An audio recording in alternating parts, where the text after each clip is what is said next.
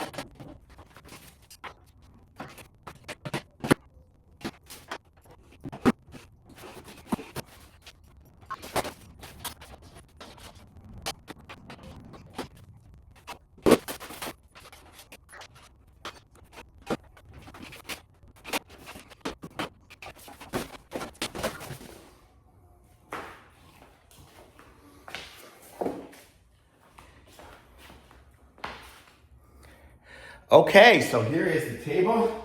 You can see it rolls around. You have the stoppers on the feet. I can just push them down and it'll lock it in place.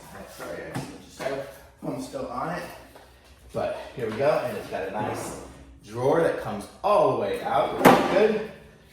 It's totally adjustable height-wise. I have it just low like a desk, so I can sit at it, but you saw those little wheels here, these things here, as I was doing them on there. You can raise it up and down, pretty adjustable.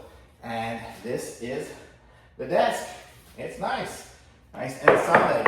You can do some woodworking or things on it.